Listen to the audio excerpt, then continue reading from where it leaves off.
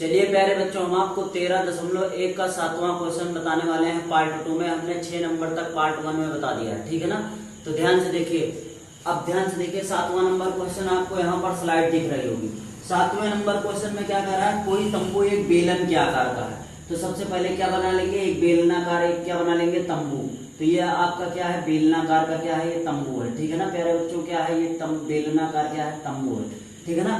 कोई तंबू एक बेलन के आकार का है। तो कोई तंबू हमने किसके आकार का बना लिया, बेलन के आकार का, जिस पर एक शंकु अध्यारोपित है। तो शंकु इसके ऊपर क्या अध्यारोपित कर देंगे, अध्यारोपित मतलब होता है शंकु इसके ऊपर रखा हुआ है, तो इसके ऊपर क्या रख देंगे, एक शंकु रख देंगे। तो ये हमने शंकु रख दिया, ठीक है ना। अब कह रहा है यदि बेलनाकार भाग की ऊंचाई और व्यास 2.1 और 4 मीटर है, क्रमशः 2.1 और 4 मीटर है। तो ऊंचाई कितना है, ऊंचाई है 2.1, ऊंचाई कितना है प्यारे बच्चों, 2.1 मीटर है। 2 कितना है, 1 मीटर, मीटर में ऊंचाई 2.1 मीटर है और व्यास कितना है, 4 मीटर है। व्यास 4 मीटर है, मतलब त्रिज्या कितनी हो जाएगी, ये पूरा पूरा व्यास हो जाएगा। तो त्रिज्या यहाँ से यहाँ तक हो जाएगी, त्रिज्या कितनी हो जाएगी, 2 मीटर। कितनी हो जाएगी, 2 मीटर हो जाएगी त्रिज्या, ठीक है ना। अब शंकु की तिर्यक ऊंचाई 2.8 है और शंकु की तिर्यक ऊंचाई आपको दी गई है। तो शंकु की तिर्यक ऊंचाई कितना है, 2.8, 2 कितना है, 8 मीटर है। ये शंकु की तिर्यक ऊंचाई, इसको तिर्यक ऊंचाई कहते हैं, ठीक है ना। शंकु की तिर्यक ऊंचाई 2.8 है। तो इस तंबू को बनाने में प्रयुक्त कैनवास का क्षेत्रफल ज्ञात कीजिए। इस तंबू को बनाने में क्या ज्ञात कीजिए, प्रयुक्त कैनवास का क्षेत्रफल ज्ञात कीजिए और साथ ही 500 प्रति मीटर स्क्वायर की दर से इसमें प्रयुक्त कैनवास की लागत ज्ञात कीजिए। तो मतलब 1 मीटर स्क्वायर में कितना पैसा लगता है, 500। तो जितना क्षेत्रफल लगेगा उतना निकालने में कितना पैसा लगेगा, ठीक है ना। इसका टोटल क्षेत्रफल निकलेगा तो उसमें कितना पैसा लगेगा, ठीक है ना प्यारे बच्चों। तो ध्यान से देखिए हम इसको कैसे सॉल्व करते हैं। तो इसमें लिख देंगे, क्या लिख देंगे, हल। क्या लिख देंगे प्यारे बच्चों, सबसे पहले लिखेंगे हल, हल लिख देंगे। और क्या लिख देंगे, दिया है। क्या लिख देंगे, दिया है। दिया क्या क्या है, आप ध्यान से देखिए दिया क्या क्या है। इसमें दिया गया है बेलन की ऊंचाई, तो क्या लिख देंगे, बेलन की ऊंचाई। प्यारे बच्चों क्या लिख देंगे, बेलन की ऊंचाई। और बेलन की ऊंचाई को यच मान लेंगे। बेलन की ऊंचाई कितना दिया गया है, 2.1 मीटर, ठीक है ना। और यहाँ पर क्या दिया गया है, बेलन का व्यास। बेलन का क्या दिया गया है, व्यास। तो बेलन का व्यास, बेलन का व्यास को हम किससे लिखेंगे, डी से। तो बेलन का व्यास डी बराबर कितना है, 4 मीटर है। अतः त्रिज्या कितनी हो जाएगी, आप जानते हैं जो त्रिज्या होती है व्यास की आधी। तो व्यास अगर 4 मीटर है तो त्रिज्या कितनी हो जाएगी, 2 मीटर हो जाएगी। कितने मीटर हो जाएगी, 2 मीटर हो जाएगी। और यहाँ पर लिख देंगे शंकु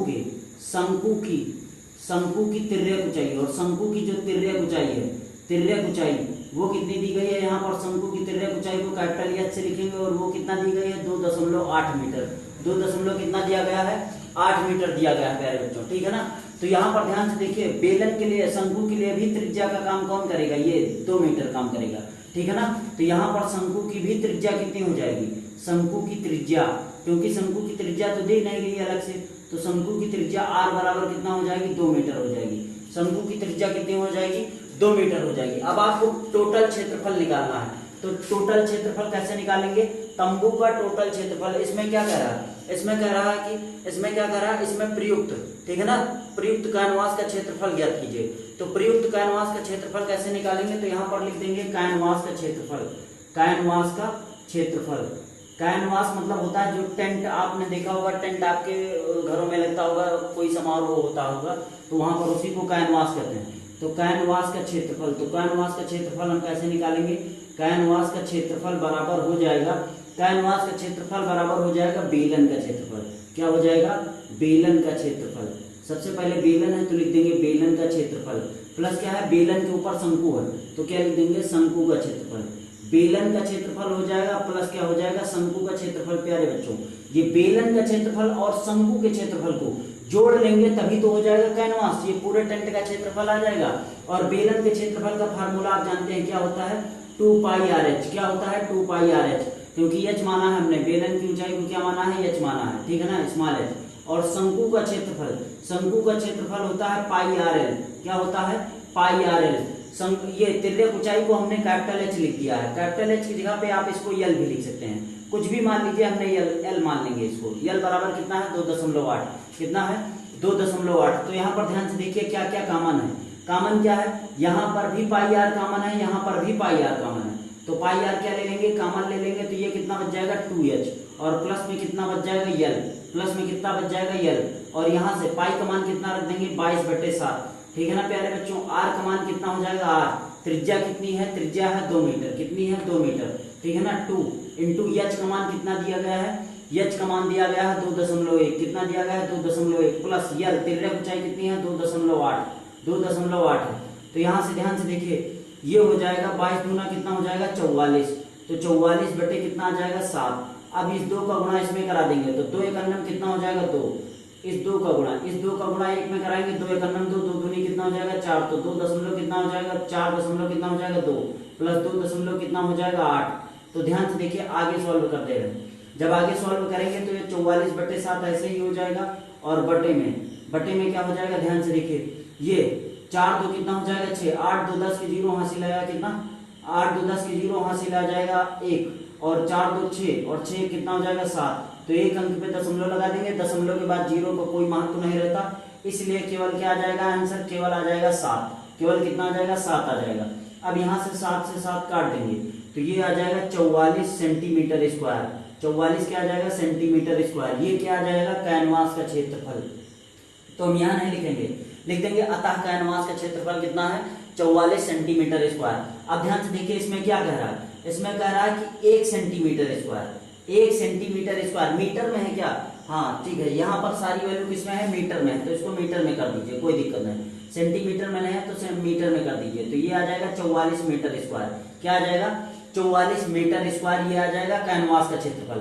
तो इसमें क्या कह रहा है 1 metre square, 1 metre square, 1 metre square मतलब 1 मीटर स्क्वायर जब कोई चाहता है, कोई मान लीजिए ठेकेदार है, जब कह रहा है 1 मीटर वो कैनवास बनाता है तो वो कितना रुपया लेगा 500, तो हम कितना कैनवास बना रहे हैं, कितना क्षेत्रफल का 44 मीटर स्क्वायर का क्षेत्रफल का हम कैनवास बना रहे हैं, ठीक है ना। तो 1 मीटर स्क्वायर की लागत कितनी है 500 रुपया है, कितनी है 500 रुपया है, ठीक है ना।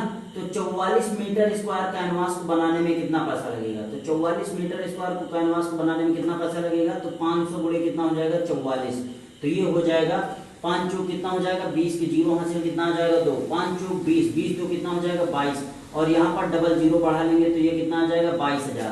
तो यहाँ पर लिख देंगे अतः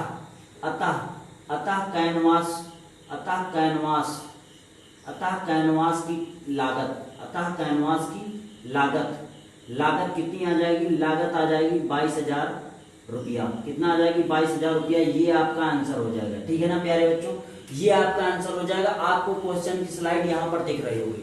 तो ये आपका क्वेश्चन था कौन सा 13.1 का 7 नंबर क्वेश्चन, कौन सा था 7वां क्वेश्चन हम यहाँ पर डाले दे रहे हैं, 7वां नंबर क्वेश्चन था, ठीक है ना। ये 7वां नंबर क्वेश्चन था पार्ट 2। इससे पहले हमने पार्ट 1 बना दिया है, उसमें 6 नंबर तक और बेसिक जितना भी बेसिक है चैप्टर का वो सॉल्व करवा दिया है, तो लिंक डिस्क्रिप्शन में है, वहां जाके देख लीजिए, ठीक है ना। अब ध्यान से देखिए, इसका एक बार स्क्रीनशॉट ले लीजिए, फिर हम आपको 8वां क्वेश्चन बता रहे हैं। चलिए प्यारे बच्चों, आपने स्क्रीनशॉट ले लिया होगा, ठीक है ना। अब हम आपको बताने वाले हैं 8 नंबर क्वेश्चन, 13.1 का 8वां क्वेश्चन बताने जा रहे हैं। आपको 8वें क्वेश्चन की स्लाइड यहाँ पर दिख रही होगी, ठीक है ना। अब ध्यान से देखिए 8वें क्वेश्चन में क्या है, यहाँ पर आप देखते रहना। 8वें क्वेश्चन में है ऊंचाई 2.4 और व्यास 1.4 वाले एक ठोस बेलन में से। तो सबसे पहले क्या बना देंगे, एक बेलन बना देंगे, ठोस क्या बना देंगे प्यारे बच्चों, एक बेलन बना देंगे। तो हमने क्या बना दिया, एक बेलन बना दिया, ऐसा ये बेलन है, ये क्या है बेलन है। एकदम क्वेश्चन को ध्यान से एकदम महसूस करते जाइए। कह रहा ऊंचाई कितनी है 2.4, ऊंचाई 2.4, ठीक है ना, 2.4 सेंटीमीटर वाले 2.4 सेंटीमीटर और व्यास कितना है 1.4, मतलब व्यास है 1.4 सेंटीमीटर, ठीक है ना। व्यास 1.4 सेंटीमीटर वाले एक ठोस बेलन में से इसी ऊंचाई, मतलब समान ऊंचाई, बेलन की ऊंचाई सेम है, जितनी बेलन की ऊंचाई उतनी शंकु की ऊंचाई, इसी ऊंचाई और इसी व्यास भी यही रहेगा, इसी व्यास वाला एक शंक्वाकार खोल काट लिया जाता है। तो इसमें से इसी ऊंचाई मतलब सेम ऊंचाई का एक शंक्वाकार क्या काट लेंगे, इसमें से खोल काट लेंगे, ठीक है ना। तो हमने खोल काट लिया और इसमें कहा जा रहा है बेलन का व्यास, जो बेलन का व्यास है वही किसका व्यास है, शंकु का भी व्यास है। तो शंकु का भी व्यास हम मान लेंगे 1.4, तो शंकु की भी त्रिज्या इसकी आधी हो जाएगी। तो 14 का आधा होता है 7, लेकिन यहाँ पर दशमलव है तो इसका आधा कितना हो जाएगा 0.7, तो इसका भी आधा, यहाँ से यहाँ तक की दूरी भी कितने आ जाएगी 0.7 आ जाएगी, कितना आ जाएगी 0.7 आ जाएगी, ठीक है ना। अब इसमें क्या कर रहा है, 7 काट लिया जाता है तो शेष बचे ठोस का क्या निकालना है, पृष्ठीय क्षेत्रफल। तो ध्यान से देखिए कैसे निकालेंगे। अब ध्यान से देखिए कैसे निकालेंगे। तो यहाँ पर सबसे पहले लिख देंगे हल। क्या लिख देंगे? हल। हल के बाद लिख देंगे दिया है। अब सबसे पहले आप लिख दीजिए दिया क्या क्या है। अब ध्यान से देखिए दिया क्या क्या है। यहाँ पर लिख देंगे बेलन की ऊंचाई। क्या लिख देंगे? बेलन की ऊंचाई। क्या लिख देंगे प्यारे बच्चों? बेलन की ऊंचाई। आपको ये क्वेश्चन पूरा पूरा दिख पा रहा होगा, ठीक है ना। बेलन की ऊंचाई, बेलन की ऊंचाई क्या मान लेंगे? यच। यच बराबर बेलन की ऊंचाई कितना है? 2.4 सेंटीमीटर। 2 कितना है? 4 सेंटीमीटर, ठीक है ना। अब बेलन का व्यास, जो बेलन का व्यास है यहाँ पर लिख देंगे बेलन का व्यास। और बेलन का व्यास कितना दिया गया है? 1.4। टी बराबर कितना है? 1.4 सेंटीमीटर। तो त्रिज्या कितनी हो जाएगी? अतः त्रिज्या कितनी हो जाएगी? तो त्रिज्या आर मान लेंगे। आप जानते हैं त्रिज्या आर को किससे प्रदर्शित करते हैं? आर से, ठीक है ना। त्रिज्या आर हो जाएगी और आर जो होता है व्यास का आधा क्या होता है? आर त्रिज्या होती है। तो इसका आधा कर देंगे तो ये 0 कितना आ जाएगा? 7 सेंटीमीटर। 0 कितना आ जाएगा? 7 सेंटीमीटर। ये आ जाएगी बेलन की त्रिज्या। तो शंकु की भी त्रिज्या कितनी हो जाएगी? आर ही हो जाएगी। तो यहाँ पर लिख देंगे शंकु की त्रिज्या, क्योंकि शंकु की त्रिज्या और बेलन की त्रिज्या सेम है, इसमें कहा गया है प्रश्न में, ठीक है ना। तो शंकु की त्रिज्या आर बराबर कितना हो जाएगा? ये भी हो जाएगा 0.7 सेंटीमीटर। शंकु की भी त्रिज्या हो जाएगी। और शंकु की ऊंचाई कितनी हो जाएगी? तो शंकु की ऊंचाई का काम है नहीं, ठीक है ना, क्योंकि क्षेत्रफल निकालना है और क्षेत्रफल में हमें पाई आर एल ही लगाना है। तो ऊंचाई का काम है। ऊंचाई भी कितना ले लेंगे? 2.4। तो यहाँ पर हो जाएगा शंकु की ऊंचाई। शंकु एल निकालने में शंकु का ऊंचाई का काम है, ठीक है ना। तो यहाँ पर लिख देंगे शंकु की ऊंचाई। और शंकु की ऊंचाई कितना हो जाएगी? शंकु की ऊंचाई हो जाएगी, ऊंचाई को हम यहाँ पर शंकु की ऊंचाई भी एच मान लेंगे, स्मॉल एच, क्योंकि दोनों सेम है, ठीक है ना। स्मॉल एच मान लेंगे तो शंकु की ऊंचाई कितना हो जाएगी? ये भी 2 कितना हो जाएगी? 4 सेंटीमीटर। 2 कितना हो जाएगी प्यारे बच्चों? 4 सेंटीमीटर। अब यहाँ से क्या निकाल देंगे? हम यल निकालेंगे। सबसे पहले क्या निकालेंगे? यल। और यल निकालने का फार्मूला क्या होता है? एच स्क्वायर प्लस क्या होता है? R square. अब ध्यान से देखिए एच का मान कितना है? 2.4। 2.4 का मतलब होता है 24। 24 का स्क्वायर कितना होता है? 576। कितना होता है? 576। अब ध्यान से देखिए अगर 2.4 गुणे 2.4, 2.4 स्क्वायर का मतलब होता है 2 बार गुना। तो पॉइंट के बाद एक अंक है, पॉइंट के बाद एक अंक है, 2 अंक के बाद यहाँ पॉइंट लगा देंगे, ठीक है ना। हमने पूरा आपको एकदम विस्तार से बता रहे हैं, ठीक है ना। अब आर स्क्वायर का मान कितना है? 0.7, मतलब 0.7 गुणे 0.7। तो ये ना देखिए दशमलव 7 का स्क्वायर कीजिए कितना होता है? 49। 2 अंक के बाद पॉइंट है तो 0 कितना हो जाएगा? 49। 0 कितना हो जाएगा? 49। ये हो जाएगा, ठीक है ना। तो यहां से क्या आ जाएगा? यल का मान अंडर रूट, जब दोनों को जोड़ देंगे तो आ जाएगा 6.25। 6 कितना आ जाएगा? 25। और 6.25 किसका स्क्वायर होता है? 25 का। इसको हम लिख सकते हैं 25 गुणे 2.25, ठीक है ना। 625 25 का स्क्वायर होता है। एक अंक पे दशमलव लगेगा तभी तो 2 अंक पे लग जाएगा लास्ट में। तो यहाँ पर ध्यान से देखो जोड़े बनना हो, अंडर रूट के अंदर अगर जोड़े बनना है तो वो चीज बाहर आ जाती है। तो यल का मान कितना आ जाएगा? 2.5 सेंटीमीटर। तो ये आ जाएगी यल का मान, ये आ जाएगी तिर्यक ऊंचाई। शंकु की क्या आ जाएगी? तिर्यक ऊंचाई। अब आपको क्या निकालना है प्यारे बच्चों? आपको निकालना है संपूर्ण पृष्ठीय क्षेत्रफल, शेष बचे भाग का क्षेत्रफल। तो यहाँ पर हम लिख देंगे शेष बचे आपको दिख पा रहा होगा, ये पूरा पूरा आपको दिख पा रहा होगा, ठीक है ना। शेष बचे भाग का क्षेत्रफल, शेष बचे भाग का क्षेत्रफल। तो शेष बचे भाग का क्षेत्रफल कैसे निकालेंगे? ध्यान से देखिए, शेष बचे भाग का जो क्षेत्रफल हो जाएगा वो हो जाएगा बेलन का क्षेत्रफल। क्या हो जाएगा? यहां पर लिख देंगे बेलन का क्षेत्रफल।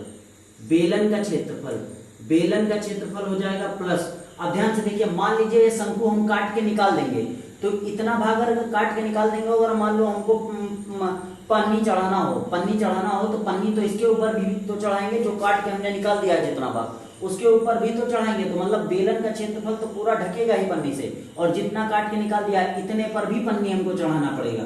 तो यहाँ पर हम लिख देंगे शंकु का क्षेत्रफल। किसका क्षेत्रफल लिख देंगे? प्लस शंकु का क्षेत्रफल हो जाएगा। और प्लस क्या आ जाएगा? प्लस बेलन की पेंडी मतलब वृत्त का क्षेत्रफल, प्लस वृत्त का क्षेत्रफल भी यहाँ जोड़ना पड़ेगा, ठीक है ना। वृत्त का क्षेत्रफल ये भी जोड़ना पड़ेगा, क्योंकि निचले हिस्से ऊपरी हिस्सा को हम काट दे रहे हैं तो निचला हिस्सा तो जुड़ेगा ना, तो ये हो जाएगा वृत्त का क्षेत्रफल भी इसमें जुड़ जाएगा। अब बेलन का क्षेत्रफल क्या होता है?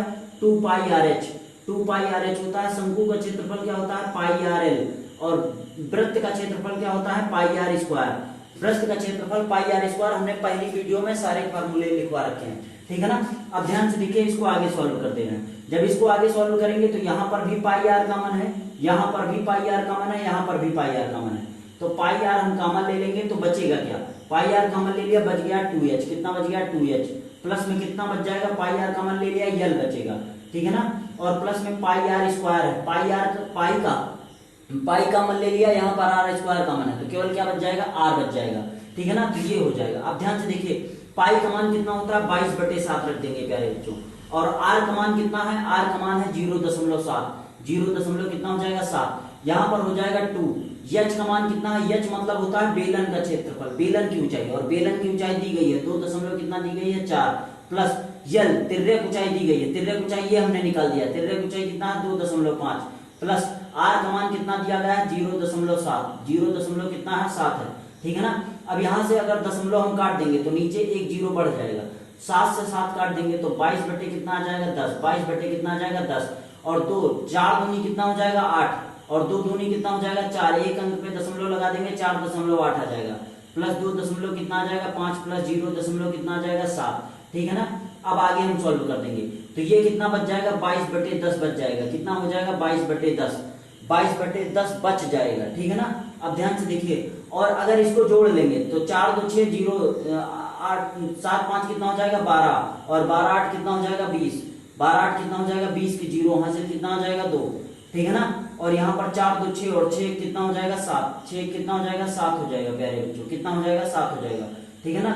यहाँ पर फिर से जोड़ ले रहे हैं, 8 5 कितना हो जाएगा 13, 8 5 13 हो जाएगा, और 13 में 7 जोड़ेंगे तो 20 आ जाएगा, तो हासिल कितना आया 2, 4 2 6 और 6 2 कितना हो जाएगा 8 हो जाएगा, 6 2 कितना हो जाएगा 8 हो जाएगा प्यारे बच्चों, कितना हो जाएगा 8 हो जाएगा, और एक अंक पे 0 रहेगा, दशमलव बाद 0 का कोई मान नहीं, इसलिए यहाँ पर हटा देंगे, तो ये कितना आ जाएगा 8 आ जाएगा। जब इसको जोड़ेंगे तीनों को तो कितना आएगा 8 आएगा। अब हम गुणा करा देंगे, अब गुणा कराएंगे तो 8 दूनी कितना हो जाएगा 16 के 6, हासिल कितना आ जाएगा 1, और 8 दूनी 16, 16 कितना हो जाएगा 17, तो 176 बटे कितना आ जाएगा 10। अब आप जानते हैं कि अगर एक अंक है 10 या 100 या 1000 से भाग करने का नियम होता है, क्या नियम होता है, अगर यहाँ पर 0 है, एक अंक है तो एक अंक पे दशमलव लग जाएगा, तो ये आ जाएगा 17.6 और सेंटीमीटर स्क्वायर, सेंटीमीटर स्क्वायर, तो ये आ जाएगा शेष बचे भाग का क्षेत्रफल। तो शेष बचे भाग का क्षेत्रफल प्यारे बच्चों कितना आ जाएगा 17.6 सेंटीमीटर स्क्वायर। तो ये आपका क्वेश्चन था पूरा पूरा। यहाँ आपको क्वेश्चन की स्लाइड दिख रही होगी, यहाँ आपको क्वेश्चन की स्लाइड दिख रही होगी, आप क्वेश्चन को देखते रहना और पूरा गहराई से इसको समझ लीजिए, ठीक है ना। पूरा का पूरा सोल्यूशन एक ही बार में हमने करवा दिया है, ठीक है ना। तो इसका एक बार स्क्रीनशॉट ले लीजिए आप। चलिए प्यारे बच्चों, आपने स्क्रीनशॉट ले लिया होगा। अब हम 13.1 का लास्ट क्वेश्चन 8वां नंबर क्वेश्चन बताने वाले हैं, ठीक है ना। आपके बुक में एनसीईआरटी में ये क्वेश्चन का चित्र बना हुआ है, तो इसीलिए हमने चित्र पहले ही बना दिया, ठीक है ना। तो आपको केवल समझना है। अब ध्यान से देखिए, इसमें क्या है, क्वेश्चन की स्लाइड आपको यहाँ पर दिख रही होगी। इसमें क्या कह रहा है, लकड़ी के एक ठोस बेलन के प्रत्येक सिरे पर एक अर्धगोला खोदकर निकालते हुए। तो लकड़ी का एक बेलन है, ठीक है ना, इसमें से अर्धगोला ये हमने और ये अर्धगोला दोनों तरफ से एक एक अर्धगोला क्या कर दिया, निकाल दिया। अब कह रहा है एक वस्तु बनाई गई, एक एक अर्धगोला निकाल कर क्या बनाई गई, एक वस्तु बनाई गई, ठीक है ना। यदि बेलन की ऊंचाई 10 सेंटीमीटर है, तो यहाँ बेलन की ऊंचाई कितनी है 10 सेंटीमीटर है, ठीक है ना। और आधार की त्रिज्या 3.5 है, तो 3.5 है, दोनों की आधार की त्रिज्या 3.5 हमने लिख दिया। तो कह रहा है इस वस्तु का संपूर्ण पृष्ठीय क्षेत्रफल ज्ञात कीजिए। तो यहाँ पर कैसे करेंगे, यहाँ पर सबसे पहले लिख देंगे दिया है, क्या लिख देंगे, दिया है। ऐसे ही आपको पेपर में करना रहता है, आपको ये क्वेश्चन दिख पा रहा होगा, ठीक है ना। यहाँ पर लिख देंगे दिया है, क्या लिख देंगे, दिया है। और दिया क्या है, बेलन की ऊंचाई आपको दी गई है, तो यहाँ पर लिख देंगे बेलन की ऊंचाई, बेलन की क्या लिख देंगे, ऊंचाई। प्यारे बच्चों क्या लिख देंगे, बेलन की ऊंचाई h बराबर लिख देंगे 10 सेंटीमीटर, कितना लिख देंगे 10 सेंटीमीटर। और बेलन की त्रिज्या, बेलन की त्रिज्या यहाँ पर एक ही बार में लिख देंगे। बेलन की जो त्रिज्या है, ठीक है ना, वो अर्धगोले की त्रिज्या के बराबर होगी। तो बेलन की त्रिज्या बराबर होगी अर्धगोले की त्रिज्या, अर्धगोले की त्रिज्या, अर्धगोले की त्रिज्या, अर्धगोले की त्रिज्या को हम क्या लिख देंगे, r, कैपिटल में क्या लिख देंगे, स्मॉल में r, और r बराबर कितना है 3.5 सेंटीमीटर। यहाँ पर ध्यान से देखिए, जो बेलन के लिए त्रिज्या काम कर रहा है वही अर्धगोले की भी त्रिज्या काम कर रहा है, इसीलिए हमने बेलन की त्रिज्या बराबर अर्धगोले की त्रिज्या बराबर कितना लिख दिया 3.5। अब आपको निकालना है, आपको निकालना है इस वस्तु का संपूर्ण पृष्ठीय क्षेत्रफल। आपको यहाँ पर क्वेश्चन दिख पा रहा होगा, पूरा का पूरा क्वेश्चन दिख पा रहा होगा, ठीक है ना।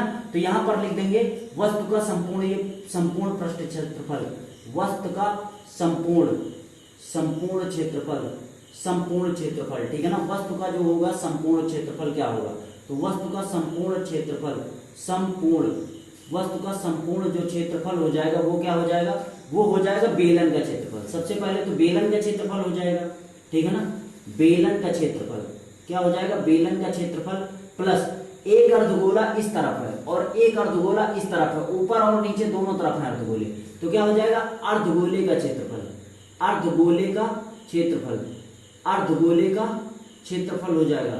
अब ध्यान से देखिए, अर्धगोला तो है लेकिन कितने अर्धगोला है, एक इधर है एक इधर है, तो क्या हो जाएगा, दो अर्धगोले का क्षेत्रफल, इसीलिए हमने 2 से गुणा कर दिया यहाँ पर। तो बेलन का क्षेत्रफल क्या होता है प्यारे बच्चों, पाई आर स्क्वायर एच, क्या होता है, पाई आर स्क्वायर एच, और 2 इंटू अर्धगोले का क्षेत्रफल क्या हो जाएगा, 2 पाई आर स्क्वायर, क्या हो जाएगा, 2 पाई आर स्क्वायर। अब ध्यान से देखिए, यहाँ पर कुछ कॉमन है, यहाँ 2 भी कॉमन है, पाई आर भी कॉमन है, तो यहाँ पर 2 पाई आर हम क्या ले लेंगे, कॉमन ले लेंगे, तो यहाँ पर क्या बच जाएगा, यहाँ पर क्या बच जाएगा, यहाँ पर बच जाएगा 2h, कितना बच जाएगा, 2h, प्लस में कितना बच जाएगा, यहाँ पर कितना बच जाएगा, h केवल बचेगा, क्योंकि 2 तो पहले ही कॉमन ले लिया, 2 पहले कॉमन ले लिया, पाई आर कॉमन ले लिया, तो कितना बचेगा, h, प्लस यहाँ पर 2 पाई आर कॉमन ले लिया, तो कितना बच जाएगा, 2 और एक आर बच जाएगा, ठीक है ना। अब हम सॉल्व कर देंगे, तो 2 और पाई का मान कितना रख देंगे, 22/7, आर का मान कितना है प्यारे बच्चों, 3.5, 3 कितना है 5, h का मान कितना है 10, और 2 इंटू आर का मान कितना है 3.5 हो जाएगा, तो इसको सॉल्व कर देंगे, तो ये 7 बचे कितना हो जाएगा, 35, 0 दशमलव कितना हो जाएगा, 5, 5 दूनी कितना हो जाएगा, 10, 10 हो जाएगा, एक अंक पे दशमलव लगा देंगे, दशमलव के बाद 0 का कोई महत्व नहीं, इसीलिए कितना आ जाएगा, 1 आ जाएगा, ठीक है ना। यहाँ पर क्या लिख देंगे, 1 लिख देंगे, गुणे कितना हो जाएगा, 22। तो ये यहाँ का आपको समझ में आ गया, 7 से काट दिया हमने 35 को, तो 7 बचे 35 होता है, लेकिन यहाँ पर पॉइंट लगा था इसलिए 0.5, 5 का गुणा 10 में कराया, 5 दूनी 10, एक अंक पे पॉइंट लगाया है, पॉइंट लगा देंगे, 0 का कोई महत्व नहीं रहेगा, ठीक है ना। ये हो जाएगा 22 और ये हो जाएगा 10, ठीक है ना। प्लस में 35 दूना कितना होता है 70, 35 दूना कितना होता है 70, तो ये जब 70 हो जाएगा तो यहाँ पर एक अंक पे दशमलव लगा देंगे, तो ये कितना आ जाएगा, 22 से गणना कितना हो जाएगा, 22 हो जाएगा, और ये हो जाएगा 11/7 कितना हो जाएगा, क्योंकि दशमलव के बाद यहाँ भी कोई महत्व नहीं रहेगा, तो 11/7 कितना हो जाएगा, 17, तो ये हो जाएगा 22 गुणे क्या हो जाएगा, 17, 17 दूना 34 के 4, हासिल कितना आ जाएगा 3, और 17 दूना 34, 34, 17 दूना 34, 34 3 क्या हो जाएगा 37, तो 374 क्या आ जाएगा सेंटीमीटर स्क्वायर। तो ये क्या आ जाएगा, वस्तु का संपूर्ण क्षेत्रफल। तो वस्तु का संपूर्ण क्षेत्रफल प्यारे बच्चों कितना आ जाएगा, 334 सेंटीमीटर स्क्वायर। तो आपको यहाँ पर पूरा क्वेश्चन दिख पा रहा होगा, आप इस क्वेश्चन को समझ भी गए होंगे। आप इसका एक बार स्क्रीनशॉट ले लीजिए। अगर आपको ये क्वेश्चन समझ में नहीं आया तो आप वीडियो को बार बार रिवर्स करके बैक करके देख भी सकते हैं, आप 10 बार देखिए। ऑनलाइन पढ़ने का सबसे बढ़िया तरीका यही है, और आने वाले समय में सब कुछ ऑनलाइन हो जाएगा, ठीक है ना, ऑफलाइन कुछ बचेगा ही नहीं, ठीक है ना। तो आपको ऑनलाइन पढ़ना ही पड़ेगा, और ऑनलाइन पढ़ने के बहुत ज्यादा फायदे हैं। आपको फायदे क्या है, आप किसी कोचिंग संस्थान में या किसी स्कूल में जा रहे हैं, वहां पर आपको पढ़ाया गया क्वेश्चन समझ में नहीं आया तो आप मास्टर से दोबारा पूछेंगे तो वो जल्दी बता देगा, नहीं कुछ हिचकिचाएगा। लेकिन ऑनलाइन में क्या है, आपको ये क्वेश्चन नहीं समझ में आया तो आप वीडियो को फिर से देखिए, ठीक है ना, बैक करके। आपको क्वेश्चन नहीं समझ में आया, वीडियो को फिर से देखिए, तो आप बार बार लगभग 2-3 बार इसको ऐसे चला के देखिए, और पेन कापी कलम लेके बैठिए और उसको सॉल्व करिए अपने आप, ठीक है ना। तो आपको ये क्वेश्चन पूरे के पूरे रट जाएंगे, ठीक है ना प्यारे बच्चों। तो आज के लिए इतना ही रखते हैं। 13.1 हमने पूरा का पूरा कंप्लीट करवा दिया है। 13.1 की पार्ट 1 बेसिक के साथ हमने लिंक डिस्क्रिप्शन में डाल दी है, उसको वहां से देख लीजिए। और ये 3 क्वेश्चन इसमें बता दिया है पार्ट 2 में, तो ये पूरा का पूरा 13.1 हमने खत्म कर दिया है। अब हम आपको बताएंगे अगली नेक्स्ट वीडियो में 13.2। तो आज के लिए इतना ही रखते हैं प्यारे बच्चों, धन्यवाद।